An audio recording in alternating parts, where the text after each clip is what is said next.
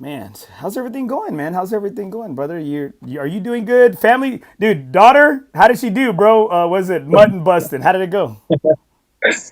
Man, you know me, been here 31 years. I found some front row tickets right where they let the sheep out. I scalped some tickets from this family that owns a whole section. My parents, my wife's parents, me and my wife, we had badass seats.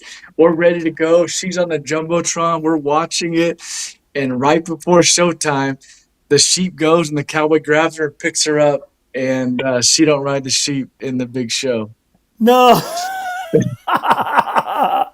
Dude, but I'm gonna tell you, okay, I'm gonna tell you, hey guys, if you're just tuning in right now, thank you so much for hopping on right here. I got my man KC Lim right here, one of the best, not just golfers in San Antonio, guns for hire here in San Antonio, but just one of the best people. Casey, thank you so much for being on the show tonight. And we're just catching up right now. We're talking about Casey's daughter doing the, was it mutton busting? Mutton busting. Yeah, there you go. Mutton Mutton busting busting. out at the rodeo. And dude, I'm gonna tell you, I came to the rodeo 30 years late because that's something I would have been perfect at, bro. So she didn't even get a chance. There's a qualification to get into the Frost Bank Center. And so we won outdoors. We won outdoors in Busted in the Barn. It's right there when you walk in to the left. It's a great little venue. You're riding a real sheep there. There's 20, 30 kids doing it, and there's only one winner. And my daughter won that, won a nice big belt buckle and everything. And we had a random drawing, and we won the random drawing to go inside the Frost Bank Center. And so there's about 10 kids there, and they're all champions. They're all good.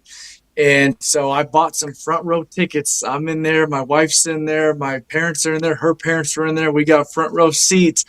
And the lights come on. She's on the jumbotron. I see she's crying. I see you walking out crying. Her Oh. kids are crying. And sure enough, she's old enough, smart enough to say, "Hey, I ain't doing it." So the cowboy grabbed her. The sheep took off and jumped like 5 feet in the air. And maybe it was a blessing in disguise. Maybe it was God doing us a favor, not breaking her arm. But that sheep jumped 5 feet in the air and took off. And she didn't ride it in the big show, but I'm still proud of her making it there. Dude, you know what? Hey, and sometimes, right, as an instructor, and being on these big stages, sometimes the lights are too bright, right? Sometimes, right? Yeah, the Lee Trevino said the putts are hard to make on Sunday when the checks are cut. Oh man, dude, but that's still badass because you know what? Like you built it up for me. I was ready for the Oh, next part of the triumph of the story, and dang, man, I don't know. I'm hoping there's gonna be a part two someday, right? Hopefully, right? there is. I'm gonna get her in straight to the big show next year, so she's not even nervous, and she knows she's gonna be in it. So we'll be in the big show off the jump next year. No mutton busting the barn the next year. Well, guys, just in case you're just hopping on right now, I'm about to share the show right now. We're in episode 21, Nothing is OB, South Texas Golf Podcast. Uh, got the man right here, KC Lim, right now. We're going to talk about instruction tonight. We're going to talk about being a hired gun for tournaments. It's about to be tourney season. This is where you get your charcuterie boards, your wine baskets, your loofah scrub sets. This is where you get all your stuff right here. And we're also going to talk about. We're going to kind of turn back the clock and see, what you played at a really high level. You've played everywhere. And we're going to see if, to help the next guy out there, help the next kid, the next person on the come up, how maybe they can help themselves and maybe what you could have done a little bit differently. But before we get into a little deeper right here, we're going to go ahead and kick off the show with my man, Fairway Ed. This is Fairway Ed from Corpus Christi, Texas. Oh, You're listening to Nothing is OB. Man, this game is crazy. You come out here 1 week, you look like a major champion. The next week, you look like a 25 handicapper from Crabapple, North Dakota. Right there, my Alice boys. Let's go, bro. Goyo. 3 shots, 4 par, I just do 2. 1 putt, par 4, birdie, woo-hoo. New driver, info, My replace, interviews into, par gonna 5, have a fairway, banger what for you you. fin do? Think I'll try to get on into, stop right, good line, good view, hit Drew, shooter McGavin, 2 thumbs that's up high and 2 fingers pointed at you, pew pew, fairway to green, conk off that I'm playing. Sometimes these par 3 greens look like an island, I'm punching to keep it on dry land, at least I'm at. Right there, Casey. Did you see my dad, dude? My dad, my dog. I did. Dude, hey, he's still grinding every day. Whenever we talk, dude, he's like, "Sabes que, Andy boy? How you hitting him, dude?" Like always, that's the first thing he says, bro. He's still grinding, bro. He's bionic though. We don't see those brown ace bandages anymore, right? The ones that used to wrap. Hey, but somehow or another, he finds them somewhere. But man, he's going out there robotic, dude, Mr. Roboto. But he's still grinding out there, bro. Awesome, man. That's great. My dad's 78. He's a member of Fair Oaks. He plays 4 or 5 days a week. Damn, dude, I don't want to hear that. Hey, podcast is over, baby. Podcast is over right now.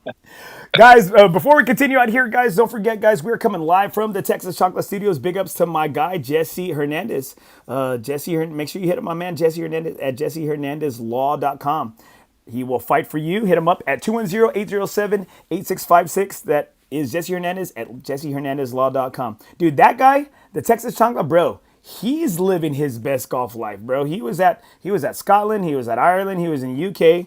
Bro, he's a hack golfer, dude. And you know what? I said, right? Okay, because a lot of times, for your sponsors, like what can you really do? What can you do out of the sponsors you've had throughout your years, right? Like was there anything you could have done that maybe your sponsor couldn't do for themselves?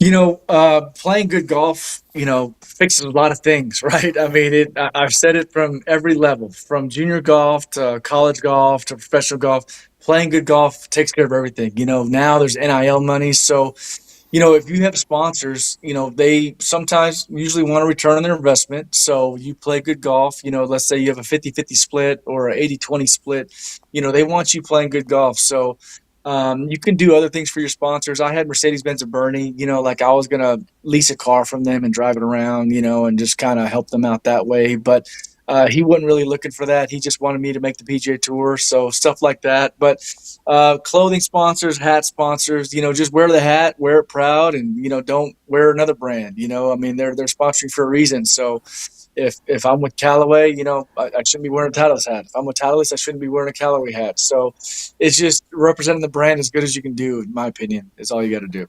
Well, and I agree. And you've had these sponsors, pay for your tournaments, pay for your gear, pay for your flights. Like really, like I think you said it best, right? Be a great representation of the brand, right? Well, I think for my man Jesse, right? Like I asked him, I said, Jesse, what can I do for you, right? Because he's so generous to the podcast, and he said, oh man, and he said he's like, just hey, keep putting good stuff out there, keep being a light for the golf community.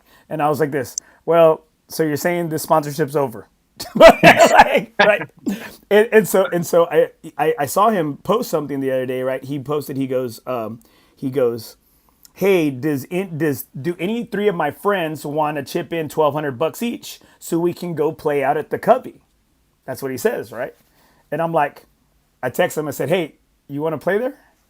And he said, no way. And I said, just, do you want to play there? And he goes, who do you know? I said, do you want to play there? And he's, yes. Okay. So, I'm over here making calls. And I said, all right, you're going to get a phone call. But whenever it happens, you got to drop whatever you're doing. I don't care if it's a big murder trial case. Like, I don't care if it's O.J. Simpson 2 or anything out there, right? Like, you got to drop it. Bro, I got the call Saturday night before Super Bowl Sunday. Hey, tell Jesse y'all are in 12:30, the Covey. Y'all are my guest. Everything. Hey, everything is comp. I mean, right? You only play the comp life, right? You only. I learned it from watching you, right? You only play the comp life. And so, hey, Super Bowl Sunday, and I said, bro, I'm over here. I kind of wanted him to say no. I ain't gonna lie. I wanted him to say no. I said, Super Bowl Sunday, are you in?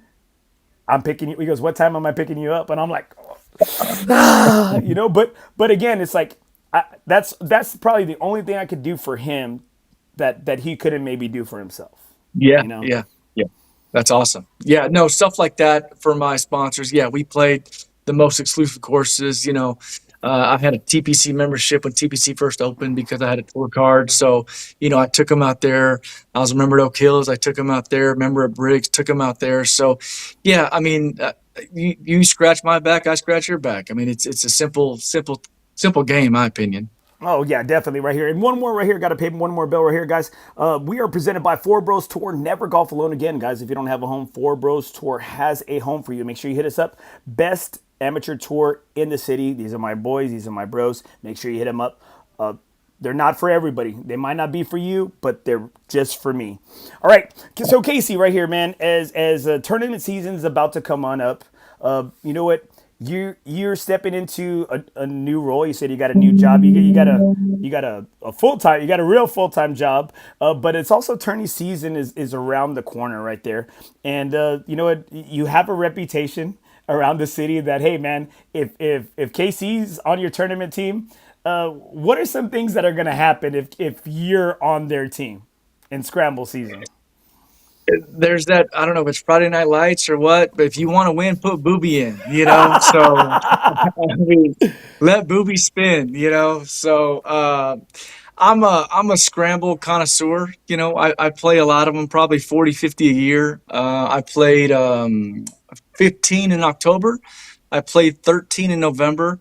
I'll probably play 10 this month, probably 15 next month. So, you know, I play them throughout the year. I play pro-ams, I play professional events, U.S. Open, Texas Open qualifiers. So I play them all, but I bring a good vibe. I'm always a good vibe, and I bring my A game every time I show up. I try my hardest every shot.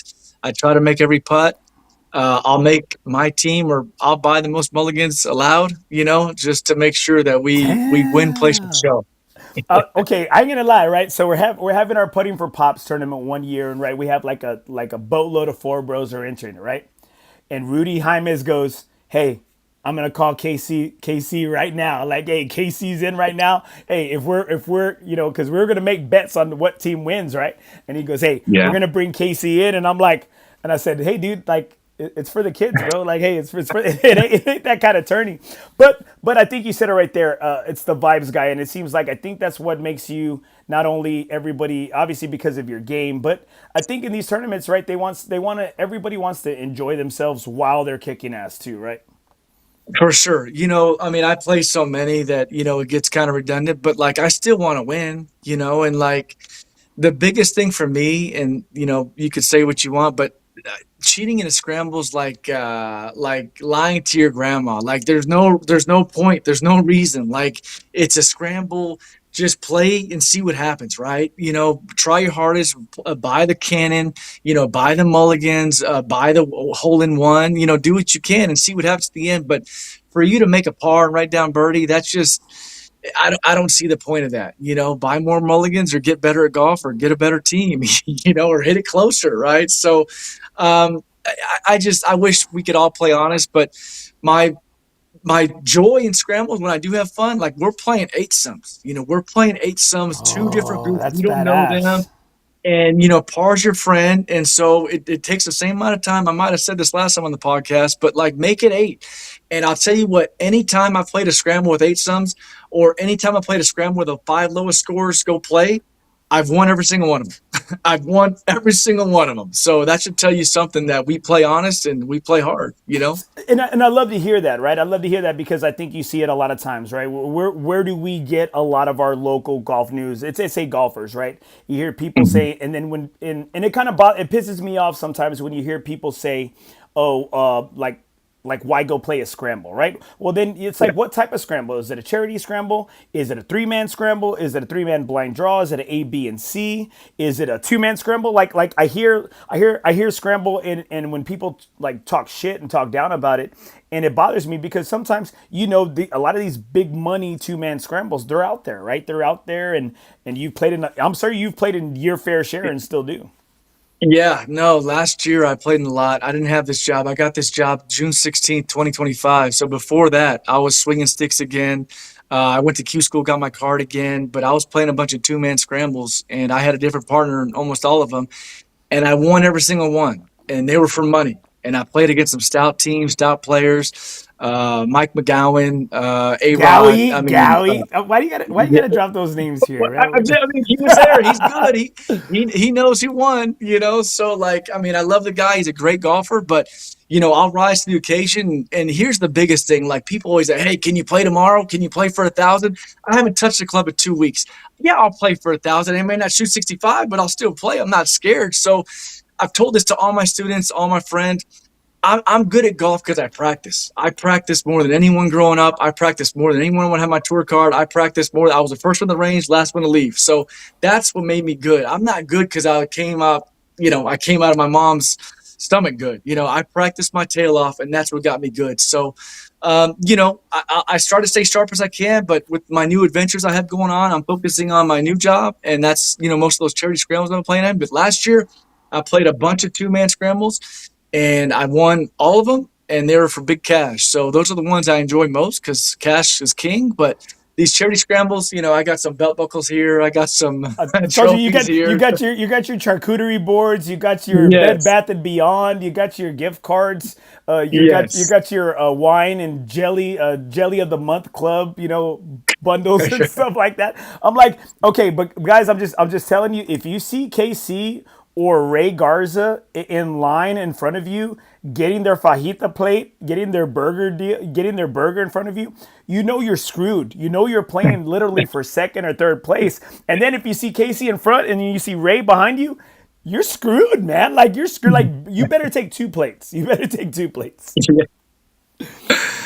And that's I love it. and that's fun and that's badass, right? And I think that's the thing where in the golf community, everybody loves that, right? Everybody loves that. They love the grind, and you want to win, right? Well, as we continue to get on further along our list of items I talk to, who's ever been the one guy that here in town locally that you've maybe gone back and forth with? There was a guy, he doesn't really play much anymore. He's kind of in my industry, Gibby Martins. We used to battle a lot. He's doing some commercial real estate stuff right now. He's buying and selling buildings. So, but he was a good golfer growing up at Oak Hills. I didn't really play much with Jimmy Walker growing up. He was always on tour. I was always trying to get on tour. Me and A-Rod played a bunch growing up. He was one of my first mentors when I first moved to San Antonio. We played a bunch of 2-mans. We won a bunch of 2-mans together. So, um, in San Antonio, I don't want to, me and Ray played a bunch. Me and Billy Castro played a bunch. I don't know who I would say that like, oh yeah, we battled every time we teed it up. I would say I got better with age. I was good in middle school. I was good in high school. I was good in college, but I kept getting better. Anyone that's followed my career saw me get better and better, better. Some people may have said, "Man, I don't know how Casey got a tour card," but like if you never quit, you'll make it, right? And I would say that's the only reason I didn't make the PGA Tours because I quit, and it's not a regret. I had different choices. I had a family, and I wanted to be home more. And the grind is tough, and just keep grinding. But I wish I would have given it a few more years because I probably stopped a little too early. And like I said, I'm playing some of the best golf I've ever played in my life right now, and I practice maybe 1 or 2 times a month. So You're like one of those fine wines that you won at one of the scrambles at those yeah, baskets. You've only gotten better yeah. with age. I got some great comments right here. Okay, because I know we're close in age. We're close in age, right? How big was it for you that Anthony Kim won? Were you excited? Were you happy? Oh, Was it kind of like a throwback to like the heyday of the guys that we followed? yeah, man. He's my age. We used to, before his nose fell off his face, we used to get compared a lot. I got my pre-shot routine from him. You know, Oh I, man, I I podcast took the over, club bro. halfway Podcast back. over. And no, I mean it's the facts. I mean, some people don't know. Some people think he got a motorcycle accident. I've heard so many stories about AK growing up, and I thought they were like almost like fake. I thought it was fake, but they're all true. I mean, they're all true. Like he was Scarface growing up, and like he's always had great action. I've been watching more of his stuff lately, and I don't think he really loved the game, And like, I don't know if it came out of his mouth, but he'd go in the restroom and do some things in the restroom during the tournament. So, I feel bad for the guy, but he's found Jesus. He's come clean, and man, I was so happy for him. Like, I almost teared up because I mean I know him, I know the struggle, I know what he's gone through, and I know how hard the game is, and for him to kind of get a chance to come back and fail, and then for him to just grind and get his tour card the real way and win. I mean, and beat John Rahm and Bryson DeChambeau. That was badass, dude. He was That's hot. He was that's hot. That putter was crazy. hot, dude. 9 under on Sunday, dude. I mean, that's Have you crazy. ever gone on a heater? Like, has there ever been a tournament like professionally where you were just like you saw every break, you had every speed, you were locked in? Yeah, yeah. I think it's called getting in the zone, and you're trying to stay in that zone as long as possible. And yeah, I've done it. At one time at Briggs, I parred the first 2 holes, and then I birdied and eagled every hole coming in. I shot 9 under the front nine, and then some guys I was gambling with, they tried to press me. They're like, "Hey, you want to press him?" One guy was like, "Hell no." The other guy's like, "He's not going to keep going." I birdied 10. I birdied 11. I was 11 under after 11, and they're like, "Man, thank God we didn't press." I kind of fizzled out and shot like 8 or 9 under, but like when you're in the zone, I've shot in 61 6 times, so I've been there. I've shot in 63 a million times, 64, a couple million times. So once you're in that zone, you want to stay in there. It's like a jet stream. You gotta stay in that jet stream. You don't want to get too high. You don't want to get too low because once you're out of that jet stream, it's hard to get back in. But when you're in it, you just sit back and let it all happen. Dude, I wouldn't know what that zone is. My zone is like scrambling, making par. That's my type of zone. Like you're playing on the 10-foot rim, I'm playing on the 8-foot rim. And you know what? Hey, but I'll slap the glass every time. I might not dunk Every it, but time. hey, but I'll slap the glass every time on every layup. We got some Yeah. great comments right here, guys. Thank y'all so much for tuning in and chiming in right here. I have the man KC Lim on the show right now. Okay, Arthur Cruz right here. Paying $75 at my favorite course kills my pocket right now. I'm not spending 175 at TPC to shoot 180. Then you have those players, right? I've played with several people where they're like, you know what, hey dude, you've already hit one to the woods and one in the water. Like, bro, like just go up there and drop with me. They're like, no, I paid my money. I'm gonna get my money's worth. And I'm like, yeah, you might be getting. It's like but you're taking money out of my pocket, like my time, Yeah. like and so you have guys like that. Thank you, Arthur, for chiming in, my brother. And then, of course, you got your Theo right here, Rudy Jaimes. I'll beat KC Lim any day. Yeah. That's my comrade right there, dude. Me and his brother go way back, and me and him became good friends. I love Rudy. Rudy's one of my best friends. You know what, Rudy? There's one. You have one friend, Rudy. One friend right there. We found him. We found him right here. PJ Andres right here, baby. PJ Andres right here. Right there. PJ Andres right here. Biggest badass in the valley. Biggest badass in the valley right there. Sergio Lozano, right here. I ain't mad about playing on that 8-foot rim. I said, hey, dude, but you know what? In the land of the midgets, I'm a giant, bro. In the land of the midgets, I'm a giant. All right, Casey. So right now, man, before we get in anything a little further, bro, what do you got going on? I know you talked about you having like, and I know it's been in the works. You've been dabbling in it for years, but now you're kind of going full time right now. What career change is going on with you, and why? Besides the money, obviously, the money, duh. Man, I kind of fell into this, and I always it all comes back to golf because without golf, I probably wouldn't have got this job. So I was playing golf one day, charity scramble. So they're not all useless. So I'm playing a charity scramble, and I'm playing lights out. I'm playing lights out. This guy's like, "Hey, what do you do?" I go, "I give lessons. Oh, I have an indoor simulator. Oh, I do title insurance, 1099 employee." He's like, "Would you switch?" I'm like, "Yeah, of course. I'm not making anything enough." So I got hired on full time at Old Republic Title. It's a 119-year-old company. It's just title insurance. Anytime you buy or sell a piece of land, a building, a house, you have to have title insurance.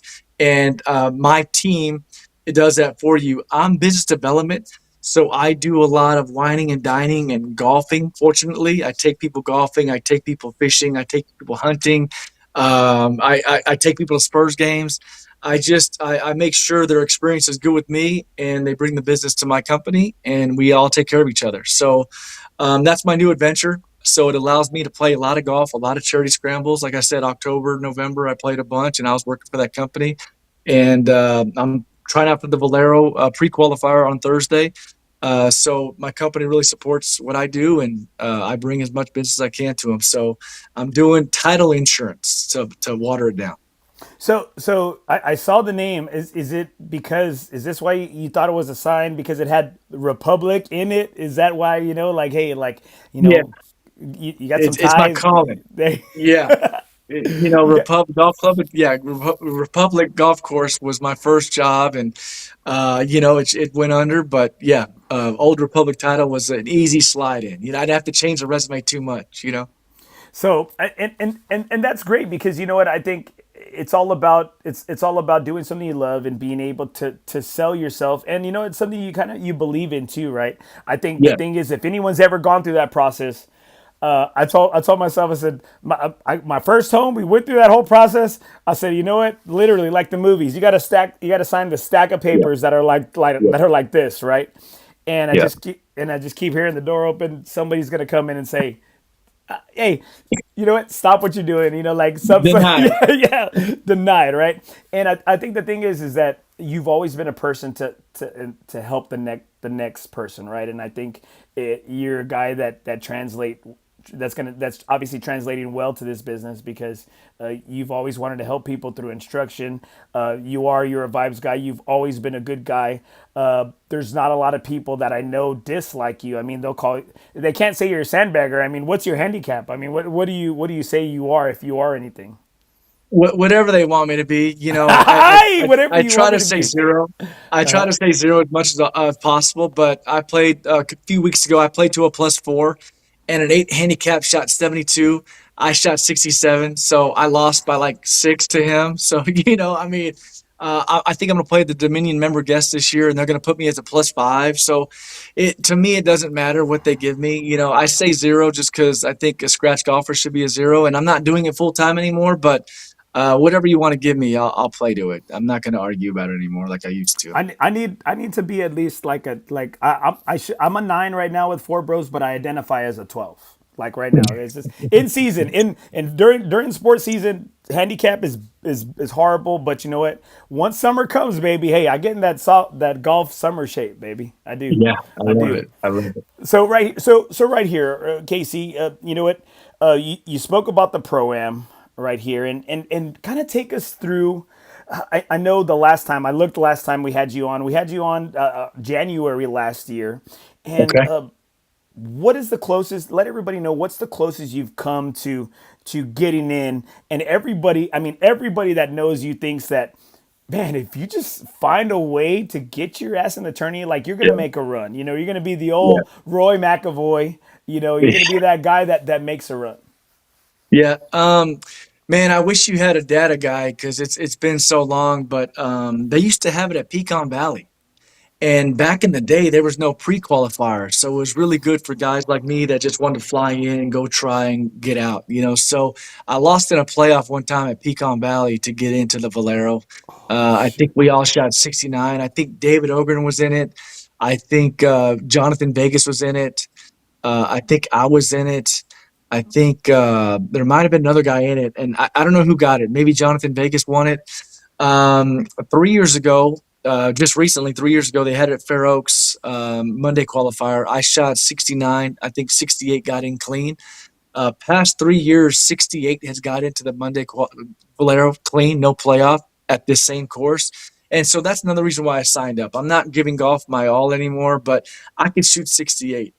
I can still shoot 68. So it's a crapshoot signing up. It's $500. You got to spend the money to make the money. So I'm okay with that. But if it's 68 again this year, I'm going to have a great chance of getting in. My only fear is that like the course has gotten a little bit softer in the past 3 years. They just they just redid the course. So the greens were hard as a rock, and so scores were high, and it was hard to hold greens and hard to make And it putts. was But now the windy, and it greens was are windy, and it was raining, and it windy. was windy, and it was Yeah. raining. Yes. There was a rain delay too for some people. I knew that much. Yeah, that was a pre-qualifier. So this is another stat. I mean, I shouldn't be too proud of, but like I probably played 10, 12, 15 pre-qualifiers. I've gotten through every single one of those. So I'm probably gonna jinx myself on Thursday for the pre-qualifier, but I've never I've never not gotten through the pre-qualifier. You're So not. that's a That's little. not wood. That's Oh what yeah. is it? That's sheetrock. That's Sheet rock, sheetrock. sheet rock.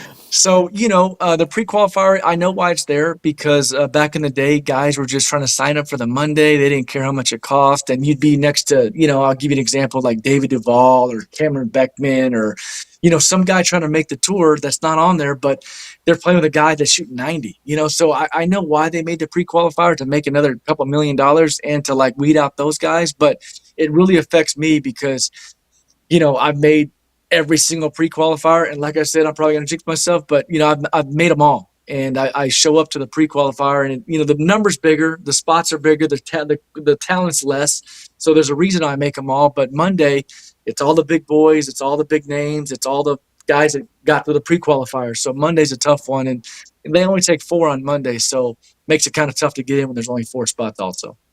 And you know what? Every everybody's always pulling for you, bro. I mean, I know we always pull for you, and I was gonna be there at the pre-qualifier. I was supposed to be on A God's bag, and I said I'm over here like this. Hey, man, I need to know like, hey, your yardage, your distances. I need like I'm over here like. We never play in the same group, I need to. Hey, I need to know how you swing them, bro. Like I told him when he asked me, it was like I felt like he was like asking for somebody's hand in marriage. You know what I mean? And Yeah. I was just telling him, I said, A Rod, I'm like, A Rod, you don't want this, dude. You don't want this, like. And he's like, I want it. And I said, okay, this is toxic. This is toxic energy. And he goes, that's what I need. And then I find out that he's going to Hilton Head and playing in some member guest thing for money. He goes, oh man, I had to pull out. And I said, well, when were you going to tell me? I had my bib ready, as it said, A God on the back, Yeah. like it was ready. It was ready. Yeah. I love it. I would take you. But I'm toxic by myself. I don't need 2 toxic people. Okay, Dang. I'll handle it by myself. Well, it's like this, bro. It's like this morning, right? I'm in Carline, and the safety patrol kids are helping, right? And this one kid had her collar all messed up and hair was all messed up. I said, "Hey, you doing okay?" And she's like, "I just want to go inside. Like, I'm not feeling Carline this morning." I said, "Man, I like that energy." I was like, "I'm not feeling Carline either. I'll go in too, like." And then you know what I said? I said, "Hey, 2 negatives time. What happens when you time two negatives? It creates a Positive. positive, right? You know what? Yeah. Hey, we turned the tide. Like we both had a better Yeah. attitude after that. And so you know what? Yeah. Like that. See, I'm him. I'm him. I'm just You are saying. him. I'm just saying. You I'm are just him. I'm just saying. So take us through what I played Fair Oaks on Sunday, right? I played Fair Oaks on Sunday, and I know you did too. That's where I saw you out there. What makes it different? How do they set up the course differently than what they had out there on Sunday? Like, do they put it in, do they put the pins tricky? Do they maybe shave it differently? Do they have more runoffs? What makes it so much more difficult than what a normal member will play out there daily? I think you might have played Live Oak Sunday. I played both, man, dude. Hey, homeboy gave me a backiotomy. We were cutting and driving. Like I played 6 here, I played 3 there, I played 5 there. But we played both courses. We played both. Okay. So the pre-qualifiers at Live Oak, and that course is a little softer, a little easier. The Monday qualifiers at Blackjack, where you saw me at, and I don't know what they're going to do this year, but in the years past, the greens were rock hard. I would say standard setup for that thing is they're going to double cut it and double roll it. So that's not an everyday thing. So that's pretty standard for a Monday qualifier, pre-qualifier, double cut, double roll. So I'm sure they only do that for like the member guest or special occasion. Every day they may mow it TGA event, once. maybe a TGA event or like a right or Correct. PGA Correct. southern section, yeah, something like that. So pretty standard. They're going to double cut, double roll on these events. So the greens will be a little faster, a little firmer. And that's what makes it tough for some of the members that I shoot 72, 68 there all the time.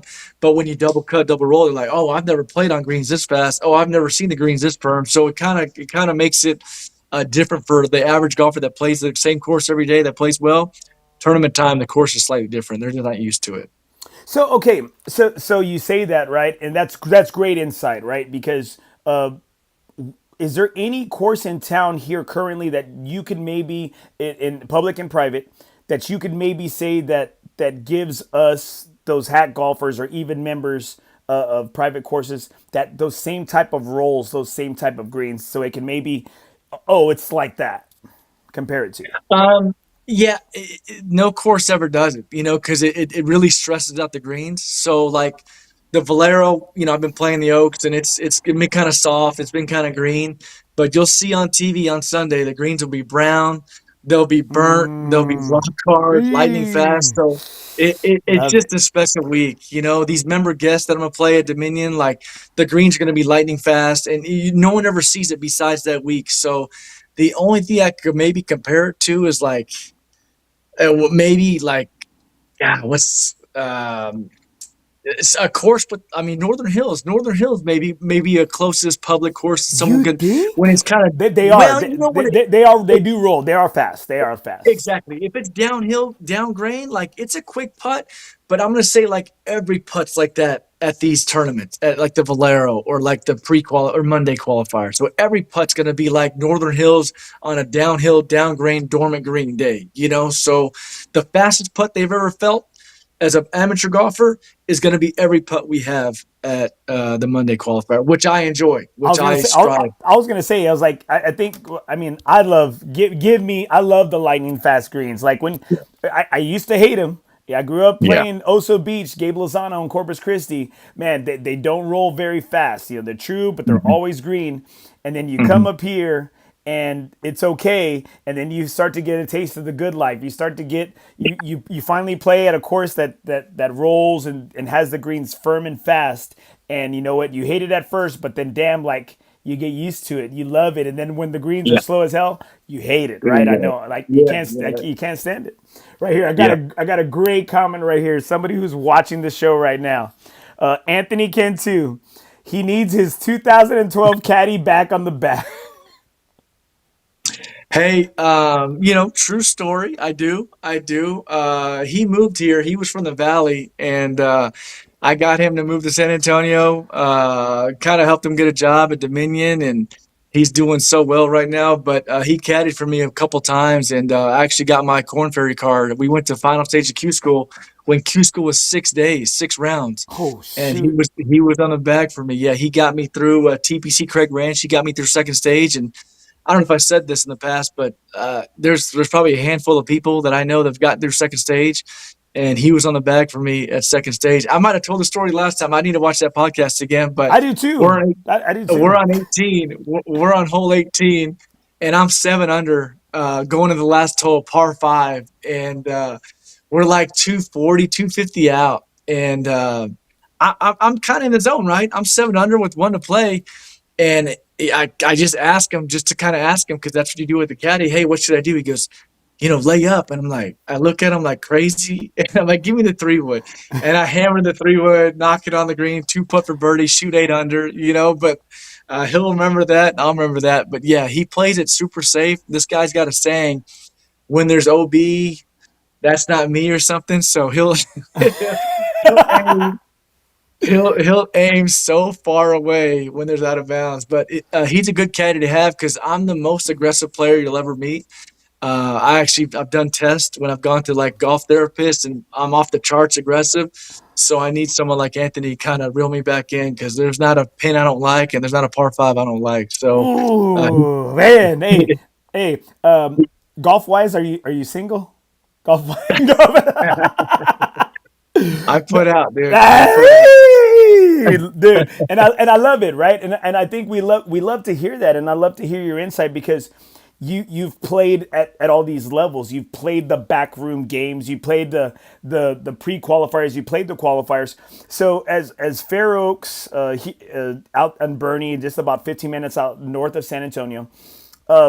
As you we go into Fair Oaks. Have you played it at when the qualifier was like at Comanche Trace or anywhere else? Yeah, I got a sad story there. I'm playing with Tag Ridings. He's a PGA Tour player. He's on the Champions Tour now. I don't know what year it was, but I'm in the zone again. I'm 5, 6, 7 under, and someone tells me a score, or I look, or someone tells me the score on the app, and I'm like, oh man, let me get two more. I'm 7 under. I have like 3 or 4 holes to play. I push the gas, I par, I push the gas, I might have made a bogey, I push the gas, I might have three putted, I push the gas, I think I shoot 68. I think I come in three under, three over, last four holes, and I shoot four under, and 500 gets in clean. So if I had Anthony Cantu on the bag that day, I'm probably playing the Texas Open that year because I was 7 under with four to play, and a par five was one of them, and I could get to that par five easily in two. So I tried to get the nine for some reason. I don't know why I thought 9 under. I needed to shoot nine, but I was seven with four to play, and bogey my last three out of four, and missed the Valero Texas Open by one shot. So that was that. I don't have many regrets, but I should have played that a little different. Anthony would have got me in the Valero that year because I don't know why I wanted to get the 9 under. It was pretty stupid in hindsight. I was 7 under with four to play, a couple easy holes to play, and I bogeyed three out of four of them and missed the Valero by a shot. So that was a tough one. I think And I got a good story. I got a keep good it rolling. story Keep it rolling. Tell into it. that because tag ridings. I knew he was a tour player, but my buddy was at the airport the next day, and he was on the same flight as Tag Ridings. And Tag actually mentioned me. He goes, man, it's getting tough because my buddy's like, hey, what are you here for? Oh, I tried the Monday qualifier, I didn't get in. He goes, it's getting tough. And Tag tells my buddy, I don't know Tag, I don't know anything. He's like, I play with this guy KC Lim. And he was just braving. Oh, he was so good. I've never even heard of the guy. And he was one of the best golfers I ever played with. And I don't know if he told him I was 7 under, but he was like, guys like that are coming up. And so, like, for a PGA Tour player trying to get his card back to tell a total stranger, KC Lim, like, it gave me, like, a lot of, like, credit. I think I had a Latin American Tour card that year. I forgot what, maybe a Canadian card that year. But for him to tell a total stranger to name drop me and say, man, that guy was really good, that gave me some confidence that, yeah, I am good, because a PGA Tour player is telling a total stranger, KC Lim's coming up, type of deal. And you hear those things, right? Like, I think you took us. I think you took us all to like a tough. You hear it, right? Yeah. I was interviewing. I'm interviewing coaches for next year, right? And I think you, as a coach, I mean, you're an instructor and you're a high level elite player. Is it that you really take those did the losses like a coach stand out more than any of your victories have ever had? 100%. I guarantee I told this last podcast, but in Brazil, I shoot 68 or 67, 65, 65, last round 78. I learned more that time shooting 78 than I learned any victory, anytime I've won a tournament, anything I've ever done, shooting that final round 78 because I wasn't in the present. I was thinking in the future. I didn't think one shot at a time. I didn't think about that putt, that tee shot. So, that 7 under with four to play, I still think about it. Not really, but that taught me a lot. Like, just play the game, let it come to you. I may have birdied the last two without trying, but I'm trying to force it, like hitting 20-foot putts 6 feet by, like, just out of control stuff. Like, just lag it up there. It might drop. And then what? I shoot 7 under, don't get in. Okay, I shot 7 under, didn't get in. I don't need to shoot nine, bogey my last through, end up shooting five or four, and not get in by one. So you learn more from your mistakes in golf, in my opinion, than a win. Like, I've won a bunch of tournaments and I've learned very little from them. But yeah, I could win. But learning from those mistakes is how I think you just define your career, or you could stay more consistent or more humble, or however you want to interpret it. But yes, I learned more from those than anything else.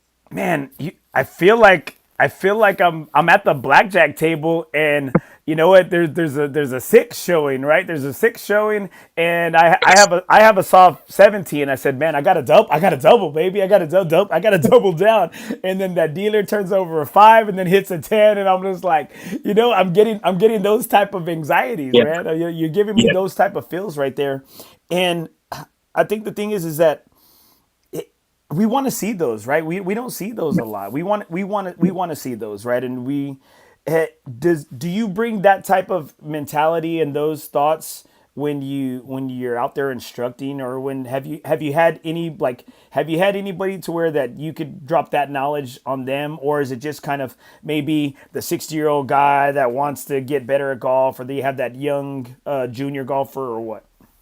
Yeah, I would tell more stories like that to junior golfers. The 6-year-old guy, he's just trying to hit the ball straighter or further, whatever you want to call it. But these young kids, they want to play college golf, they want to play professional golf, and I'd rather tell them that stuff than oh, let's work on your grip, because everyone can hit a ball, at least to some degree. And there's a certain point where you can get as good as you can get. But that mental game is going to be the most important thing that separates you from big D1 or professional golf or not making it, in my opinion. That mental game is the most important thing. See, and you say that, right? Mental game, and you mentioned it earlier, right? When you're getting tested, right? When you're getting your psych evaluation about Yeah. being really aggressive, right?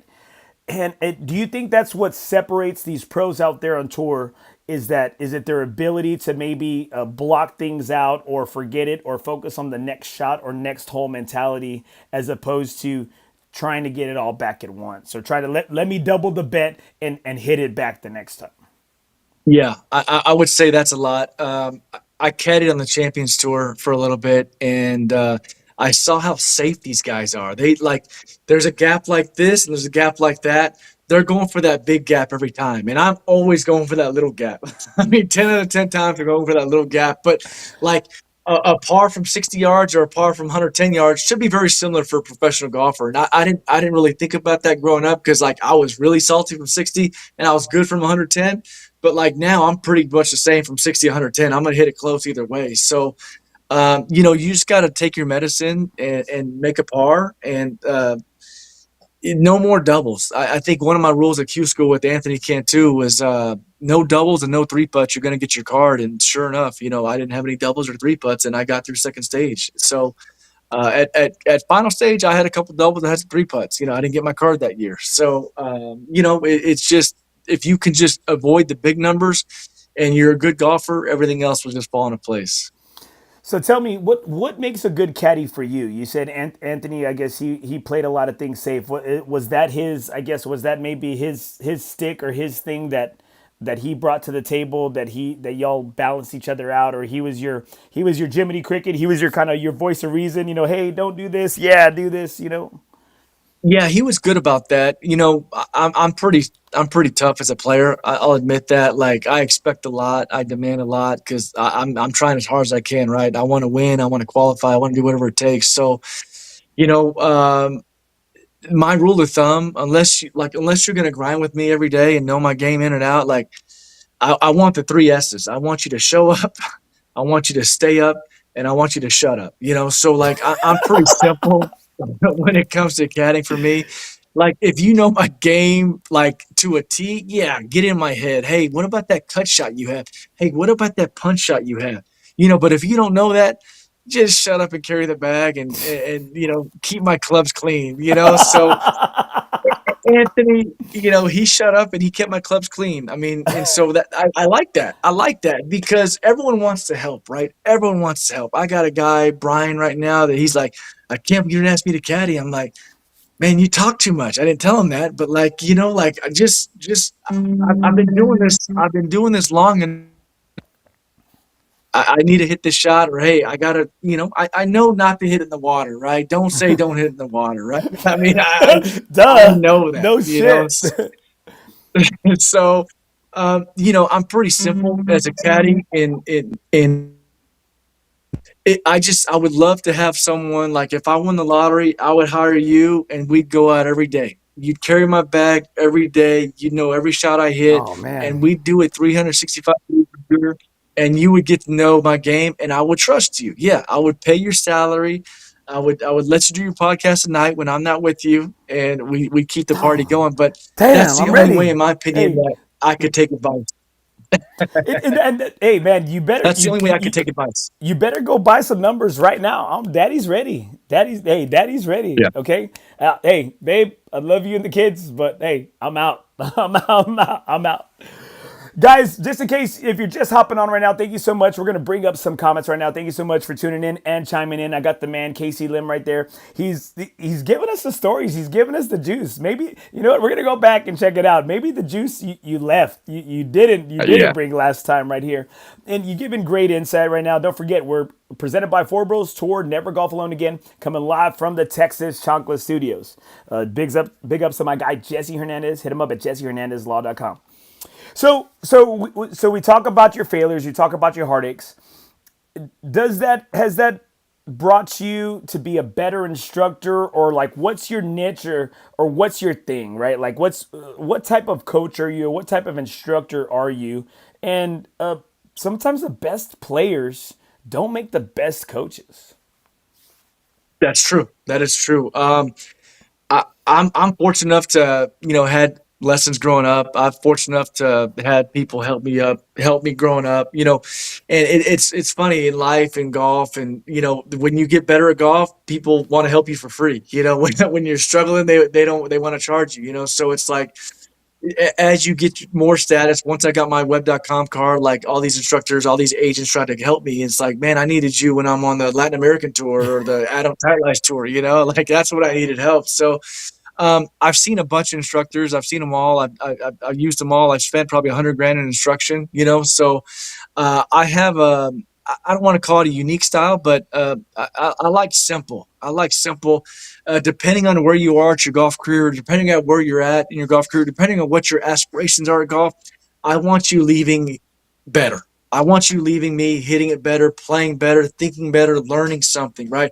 I don't want you leaving shanking it. I don't want you leaving playing worse. So if you were like a beginner and you're like, Casey, start me from scratch, yeah, you may get a little worse because you have no inkling idea what to do, right? So I'm going to give you the grip. I'm going to give you the posture. I'm going to give you the alignment. I'm going to give you what is a standard, in my opinion, that you have to do. So, but if like I saw a high school kid today, he's got districts in next week maybe. And so he was aiming way right. I moved him a little bit less left. He was sick of hooking it. I said, hey, stop closing the face. So like I did something so simple that he left better. I didn't fix him completely because he's got districts next week, but he left hitting it better and more confident and knowing why stuff is happening. So if someone wanted to fault me, they would say I'm too simple. But you don't want to have 100 swing thoughts when you're hitting a golf ball. You don't want to think about a golf swing, a position in golf where you're playing golf. You cannot play good golf doing that. So if you want to take time off and reinvent the wheel, yeah, we can do that too. And I'll tell you we're going to do that. But if you want to play good golf tomorrow, I'm your guy. I guarantee it. And how can I sign up? I'm ready. Daddy, Daddy's ready. Yeah. But how can people sign up? How can they get a hold of you if they do want lessons, or if they want to take the blue pill, if they want to go down that route, or they want to get better? For sure. So you've been to my indoor facility a couple of times, Fairway SA Golf Simulation. I teach there day or night, 24/7 access. I just taught at Bushwood today, Jones Mossberg, Thousand Oaks. It's grass. Some people like grass. I like grass, but I feel like you need to see the numbers every now and then to know like where you at, because I have a buddy that's saying if you're unsure, measure it, right? So we measure it at Fairway, and then we go hit it off the dirt at Bushwood. And my cell phone, you can give it out, but it's 210-269-2613. And you can call me day or night, shoot me a text if I don't answer. But yeah, I'll help you out. I'm very flexible with my job, and I'm very flexible on the weekends. And it's a pretty big part of my life still, instructing. So I still give a lot of lessons. And I think I haven't had a lot of lessons, right? I think the one guy that for me, I think benefits my game the best is Ray Garza, right? I think and again, I think y'all are both from two opposite ends of golf. I say golf, maybe how you grew up, right? You went to the college route. He played at college too, TLU, and you know it, but you stuck around the pros and the mini tours for a while, right? And always gave it a shot. You know what? Ray was a little bit more of the, hey, he played at TLU, and then he did the high school coaching, and then from there it kind of took on. And I think the thing is both of y'all speak the same. And I think for instructors, it's all about, and coaches, it's all about how the information is relayed. Because you know what? For some kids, man, like I could show them the play how it's ran. Some I could draw and chalk it up. And then other kids, you know what? I have to maybe, break it down. And then the kids, and I'm sure your students nowadays, especially the young ones, they want to know the why, like why, Yeah. but why this, right? Or why is it working for Scotty, but it's not working for me? Why is it working for Matt Wolf with his weird hinge Yeah. swing or whatever, but it's not working for me, right? Yeah. That's a great point. I make sure, like, you'll hear me ask 5, 10 times, "Hey, do you understand what I'm saying? Hey, do you have any questions?" Like, because growing up, I was kind of like, "Hey, Casey, just shut up and listen," right? And that's maybe that's the Korean in me, where I was just very respectful, didn't really talk back, didn't really ask many questions. But when I'm on the golf course by myself and my swing coach isn't there, it really stunted my career growing up. Because like I was lost without him. So I relay the information where it's black and white. I tell you why that happened. I tell you why this happens. I tell you how to avoid it. I tell you how to fix it. And I'm making sure you understand my language, like, because if you don't understand what I'm saying, I'm not doing my job. It has to be black and white in detail of what to do or what not to do, in my opinion. Like I teach in a way where you can fix yourself. That's what I kind of pride myself on. I'll give you a lesson and you'll probably go tell your wife or friend, "Hey, Casey taught me this and it works." And you'll explain it to them in a way they understand, because you understand it that well when you walk out there. And see, and I think that's what good coaches and good instructors are able to do, right? It's just, can you might not have fixed the problem, but you can at least feeling better about how you go at the problem, right? For It, sure. For it's like, sure. and I think that's the thing. Every student, what do we want to leave with some hope? We want to leave with some damn hope, right? And we want to come back and tell you, hey, I won the 555 against my arch rival. You know what I mean? Yes. It's like, hey, I didn't go in the water on this hole. Hey, and I think, and I love to hear that, because it sounds like you give your students and you give your people a chance, right? And how huge is it though? For some people think that they can just do it all outside. How huge is it to be indoors, to be on a simulator at your facility and get the numbers? Because men lie, women lie, numbers, they don't lie. Man, that's a good song. Man, that I didn't have that growing up. I'm a little older than TrackMan, so I didn't have that growing up. So I can't really dog outside guys only. But if you do have access to that, it's priceless, because I could be outside with my trained eye and I could tell you, "Hey, you did this," and you'll say, "No, I didn't." "Hey, you did this." "Hey, no, I didn't." We'll go on the sim. We'll get on that $25,000 piece of equipment, and it'll tell you exactly to a T exactly what you do in that particular swing, and the numbers are going to match what I say. I'll even indoors, just to kind of show people. I'll tell them the numbers before they pop up on the screen, so they know, like, I know what I'm talking about. But uh, like you said, men lie, women lie, but numbers don't lie. You just have to have the numbers every now and then. It's a tool. I wouldn't want 100 lessons in a simulator, because there's no grass, there's no mud, there's no dirt. But I would want maybe every other one as I'm getting started, or every fourth one, or at least every 10th one, right? You got to have your numbers, because no matter how good the coach is, I don't Butch Harmon, the numbers could be a little skewed with technology. And if you have technology, why not use it? It's out there. I love your spot. I love your spot, how it's open 24/7 to members, right? And I think, because I ain't gonna lie, there's some nights where you just like, man, you can't go to sleep at, like, say 2 or 3 in the morning, and you're like, Yeah. man, I feel like hitting some damn golf balls, right? I Yeah. feel like, and again, it's what the game does for me. The range session, at least, it clears my mind. It helps me think Yeah. better. It helps me focus. It helps me get some of that bad stress and make it even worse stress, because I'm stressing myself out on the range, right? And I love that.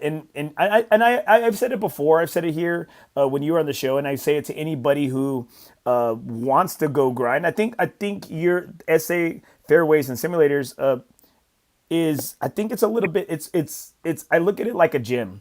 It's like a gym that it has everything you need. You want to, it's BYOB. You want to bring your food. You want to jazz it up. You want to, hey, liven it up. You're more than welcome to. You want to go just for a grind, a range session. It can be that. You want to go in there for fun and play all these different type of courses and stuff like that. You can do that too.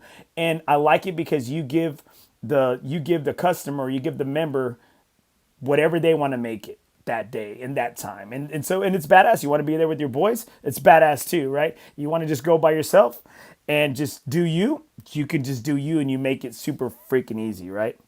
Now, For right sure. here, I got some damn comments right here. Right here. Reagan Olson, KC is the man. And He's the superintendent at Austin. Great guy. right here, come out to Westlake CC anytime. There you go. That's my Okay. guy. Well, see, like, okay, I'm gonna say this, and I'm gonna screenshot it, and I'm gonna show up. Reagan, it's me. Like you said, hey, Hey, I'll take you. I'll take you. there we Reagan. go. Reagan's good people, man. Reagan's good people. See, that's what I want. That's what I want to hear. Where is it? Where is it in Austin? Man, I've never played it, and they just changed the name recently, maybe a year or two ago. But I'm gonna guess on the north side of Austin. It's private. He's a great superintendent. To kind of go to your point that you talked about me earlier, I've treated people right from the day one. Reagan Olson he was like a greens maintenance guy at Oak Hills. He wasn't higher up. He wasn't a superintendent. He wasn't the main guy. He was one of the bottom guys. I was cool with him. We played golf together. I always treated him right. Did what I could for him. He moved his way up. He moved his way up. Now he's the head guy at a private course in Austin, and I've always treated him right, so he treats me right. So it's you treat people the way you want to get treated. So I've always treated people. I don't care if you're a maintenance guy cutting the lawn. I'm gonna say hi to you. I'm gonna give you respect, and maybe one day you'll be a superintendent at a private course and invite me out, and I'm gonna take you up on that offer too, Reagan. So don't worry about that. There we go. Like okay, so what type of guy are you when you go to these private courses that you're not a member at? Are you the guy that takes one tee, or you like me and you gotta like just hey, you get in there? Are you the guy that takes the Q-tips and the razors and the toothbrushes like me? You pop in there and you leave your shoes so they can get shined, hopefully, too. Like what kind of guy are you when you go to these private courses?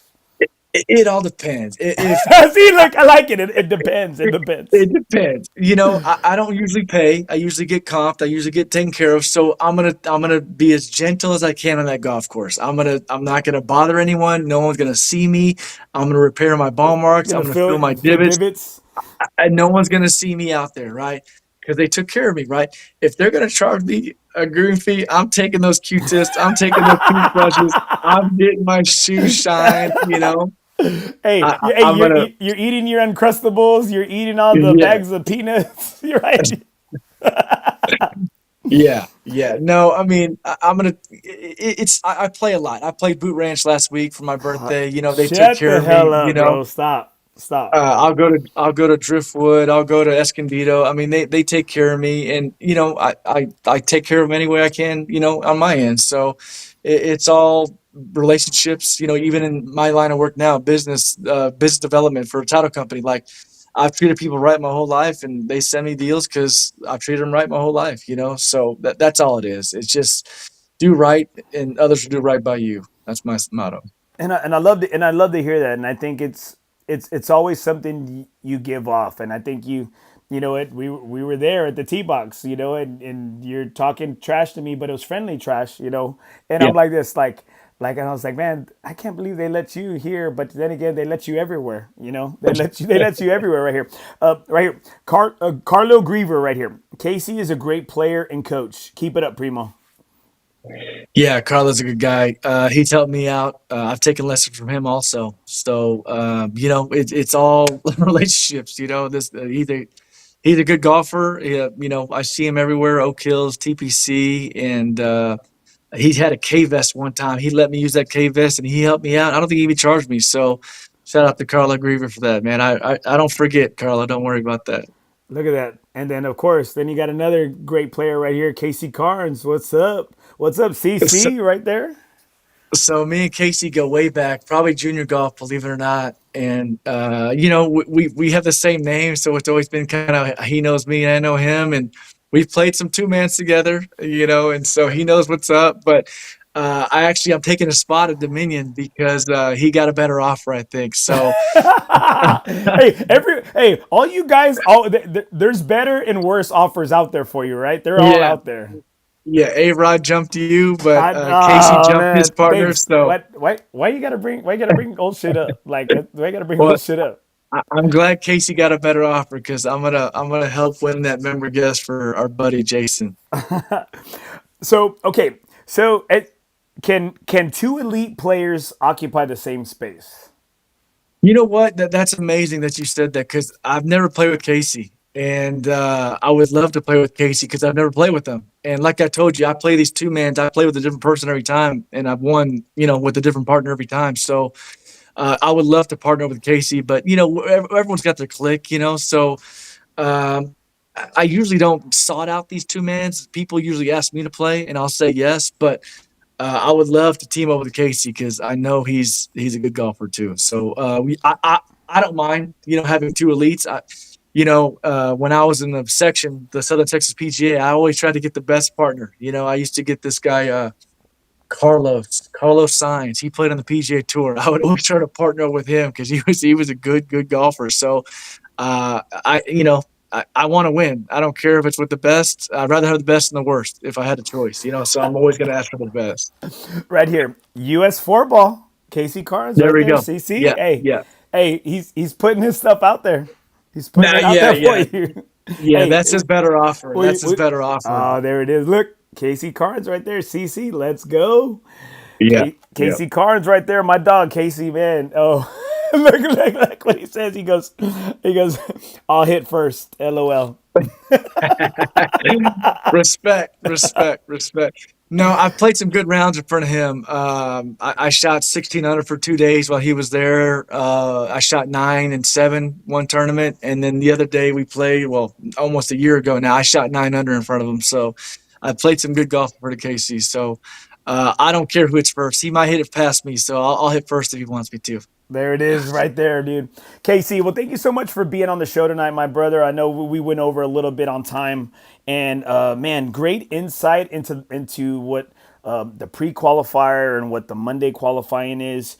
We're always rooting hard for you, man, and we're always. I got my boy Mike Ayala, who's always there. I think he said he's going to be on the bag for Gowie. I think that's what it Nice. is. He's gonna be on the bag for Gowie, and we played with Gowie. We played in Yeah, Alice, Texas, yeah, and for Mike Ayala, a benefit for Mike's mom, and there was eight sims, right? We're there. We're there. yeah. Eight sims on the tee box, and I'm gonna tell you, dude, it was like, yeah, it was fun. It was fun. It was fun.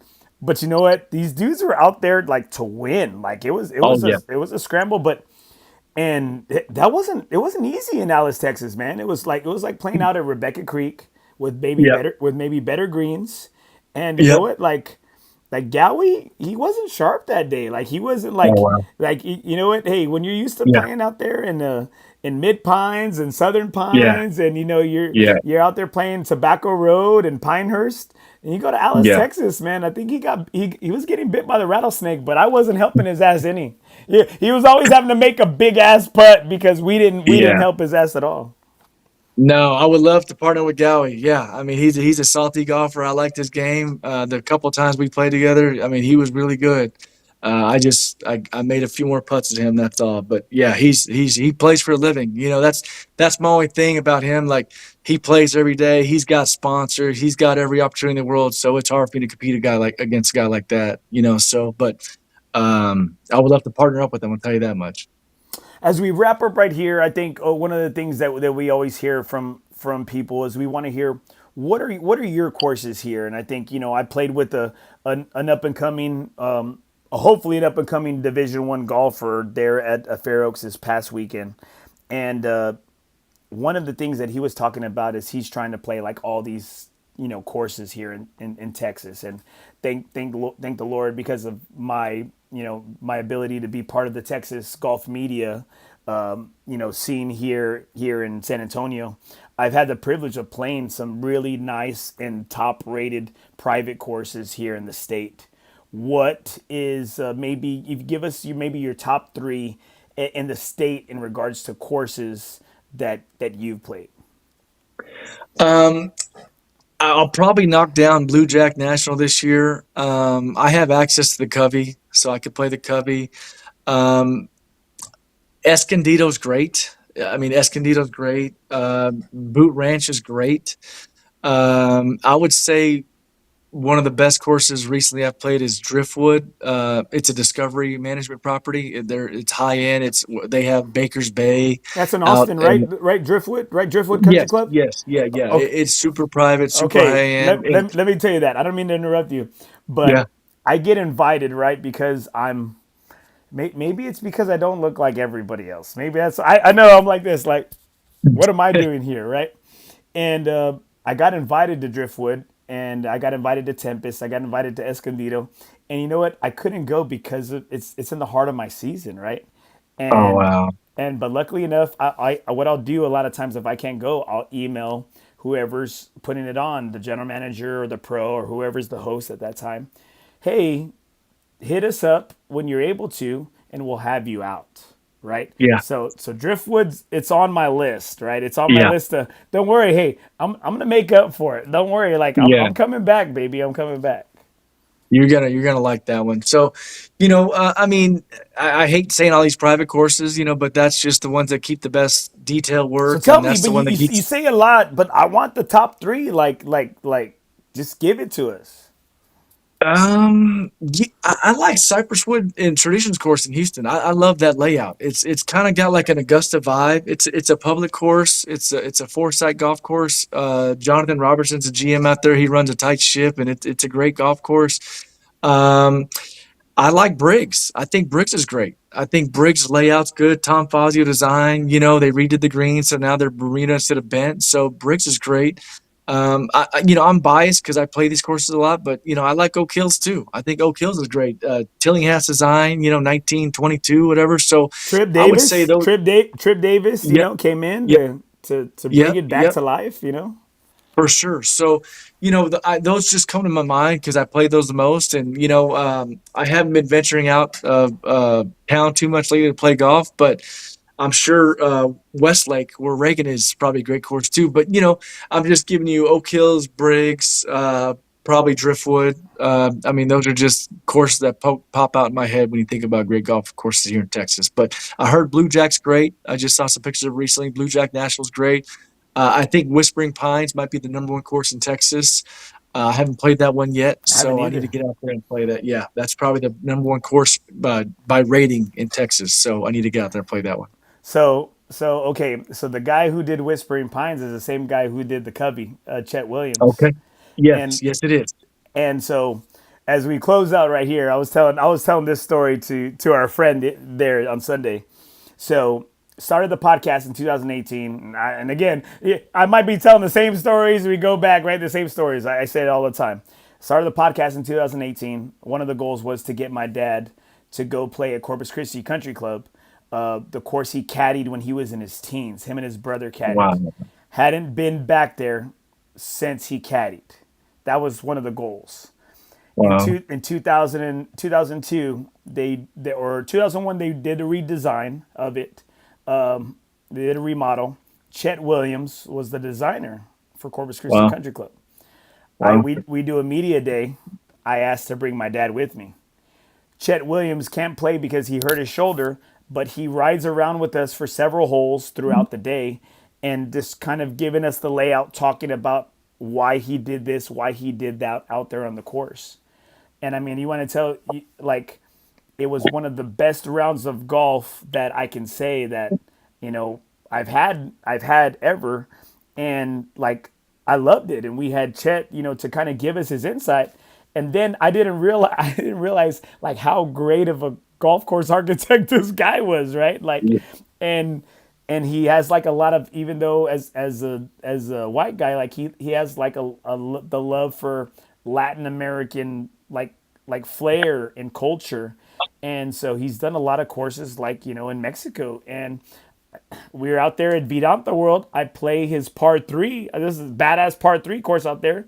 Somebody tells me, hey, Chet Williams designed that one. And I'm like, this, no shit. I'm like, it's my favorite freaking par three course. It's a badass par three course. And then he does the Covey. And then he's the designer for Whispering Pines. And Yeah. got his number the other day because he remembered who my dad. Well, he probably really remembered my dad the most because my dad's like, "Mijo, can I wear jeans to this event?" I said, "No, you can't wear jeans to the country club. Like, don't start your shit now, boy. Like, don't mess this up for me." You got to be on Yeah. your best behavior. I'm over here, no smoking, no this. Like I'm like, hey, man, you got to be good. Be good. Like really pronunciate your words for me, please, out there.